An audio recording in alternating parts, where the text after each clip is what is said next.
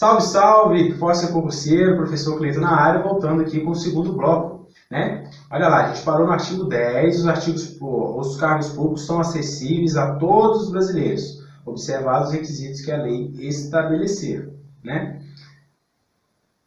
Parágrafo único, os cargos de carreira são de provimento efetivo, isolados de provimento efetivo e em comissão. O que eu falei para vocês? Que em comissão, né, são aqueles cargos que não prestam concurso público, e são de livre nomeação e de livre exoneração. Tranquilo? Vamos lá. Olha lá, tinha falado com vocês aqui quais órgãos, né, são regidos pela 869 de 52, está aqui em tela: o Poder Executivo, Legislativo, Judiciário, Ministério Público, Defensoria Pública e Magistério, professores, né? Olha no artigo 11. Compete ao governador do Estado prover na forma da lei e com as ressalvas estatuídas na Constituição os cargos públicos estaduais. Artigo 12. Aqui entra, né? Entra aqui escalonado aqui as principais formas de nomeação. E é bastante recorrente em prova. Olha lá, forma de provimento, aliás. Os cargos públicos são providos por nomeação, olha lá, promoção, transferência, o Instituto da Transferência foi revogado, tá? Reintegração, readmissão, também foi revogado, olha lá, né? Reversão e aproveitamento. É o famoso, né, mnemônico que eu trago para a galera, que é o nó pro rei, revapro, né? Tranquilo. Quais são então? Nomeação, olha aqui. Nomeação, promoção, reintegração, reversão, olha lá. Reversão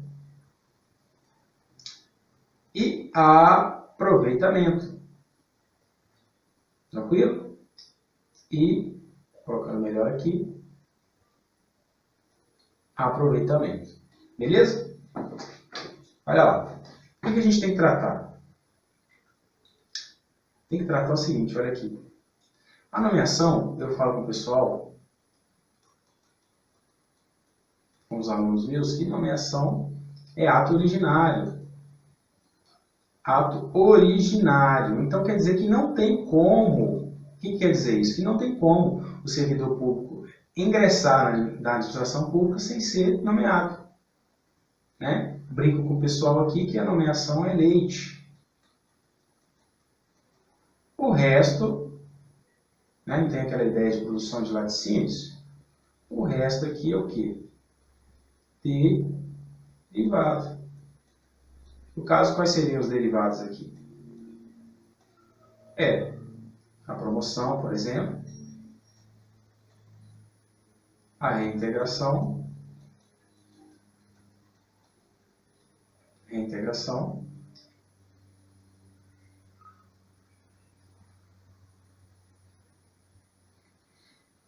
a reversão,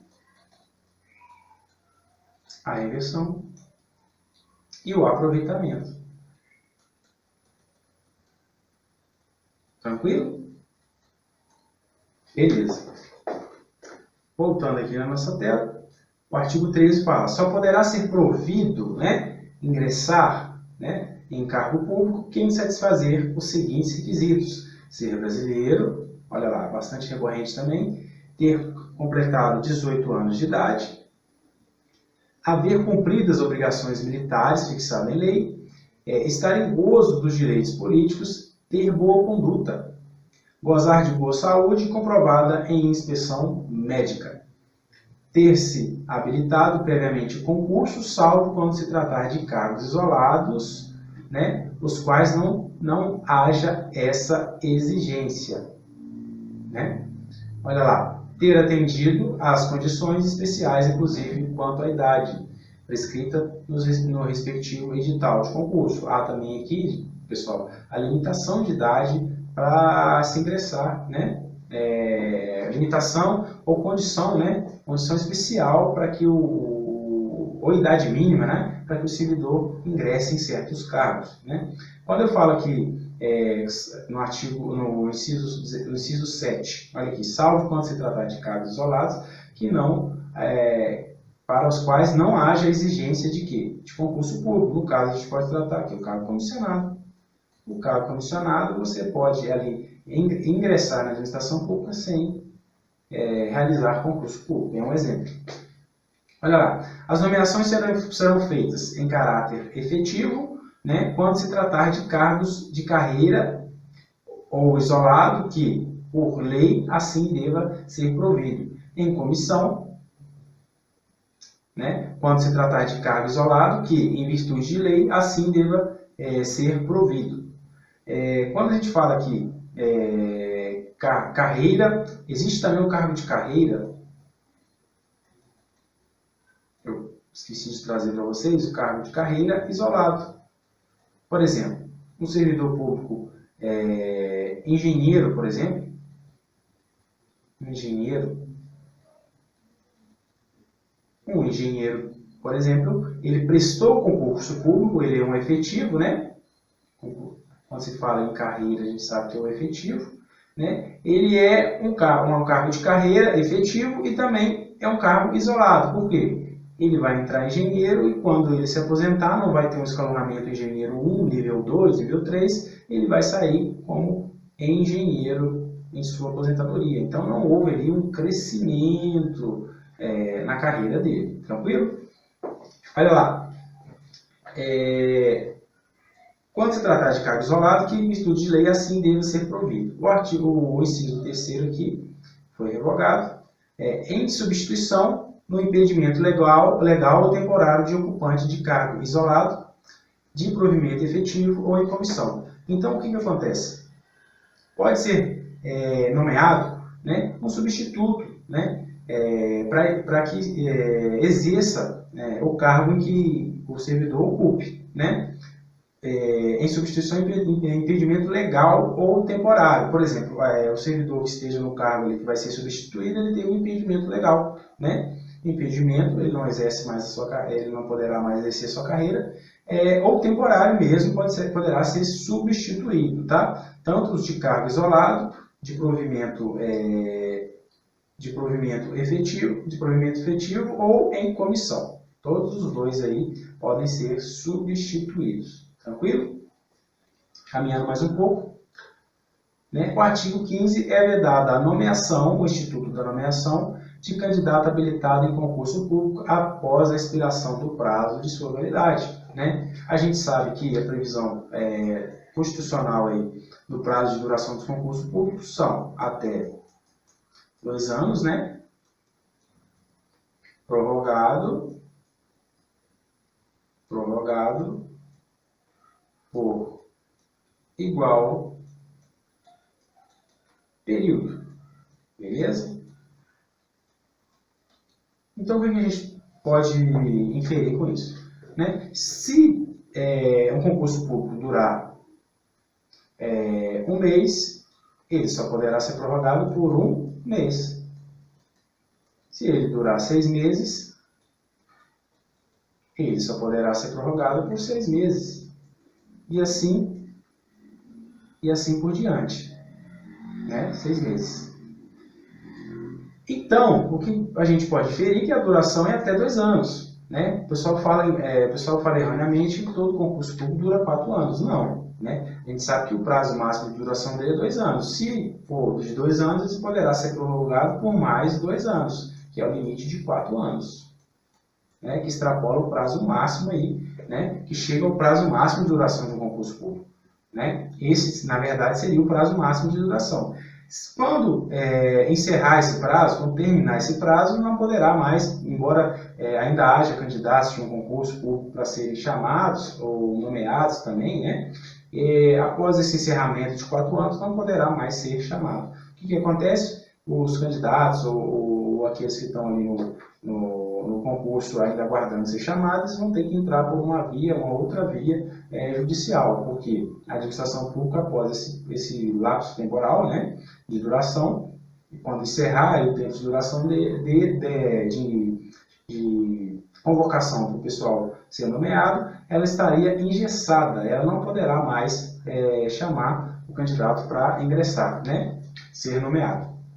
Então a via judicial aí é que o pessoal busca para estar ingressando após aí ter expirado a expiração do prazo aí de sua validade do concurso público, né? O artigo 16, a primeira investidura em cargo de carreira e em outras que a lei determinar, efetuar-se-á, né, mediante concurso precedida de inspeção médica. Tranquilo, de fácil conhecimento aqui, né?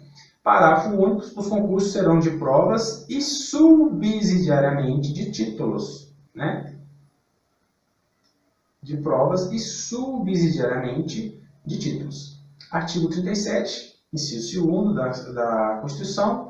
Aqui, a investidura em cargo ou emprego público depende de aprovação prévia em concurso público de provas ou de provas de títulos. Eu havia falado com vocês, de acordo com a natureza e a complexidade do cargo ou emprego, na forma prevista em lei, ressalvadas as nomeações para o cargo em comissão. Né? Os cargos em comissão, eles não necessitam de prestarem concurso público. Declarado em lei de livre nomeação, né? Os cargos comissionados são de livre nomeação, mas também, né, aquela ideia de tudo que vem mais fácil, vai mais fácil embora, né? E de livre exoneração. Beleza. Então, esse artigo 37, eu trouxe ele aqui para a gente encorpar mais, né? Deixar a lei mais robusta, mais correta, né? Tampando, né? Essas lacunas que ela deixa. Porque essa lei 8.952, ela é bastante antiga, né? E ela está cheia aí está totalmente desatualizada. A gente traz a Constituição aí para corrigir essas lacunas, né? Esses erros, esses embates. Os limites de idade para inscrição em concurso e o prazo de validade deste ficarão fixados de acordo com a natureza das atribuições da carreira ou cargo, na conformidade das leis e regulamentos e das instruções respectivas, quando for o caso. Tranquilo. Olha lá a súmula 683 do STF. O limite de idade para inscrição em concurso público só se legitima em face do artigo 7º 30 da Constituição, quando possa ser justificada pela natureza das atribuições do cargo a ser preenchido. O que está trazendo para nós aqui? Que há concursos públicos, né? Há concursos públicos em que há um limite de idade, né? Há um limite de idade. Até mesmo pela natureza da atribuição que você vai exercer, né? Por exemplo, a Polícia Militar, por exemplo, estipula aí o prazo máximo aí de idade, né? Máximo de 30 anos. 30 anos. Né? Alguns cargos aí públicos também só podem ser preenchidos, exigem ali uma natureza que a pessoa tenha um bom condicionamento físico, que seja uma pessoa mais jovem, né? Então essa é a ideia que está trazendo aqui na súmula 683 do STF, bem tranquilo de entender. Artigo 18.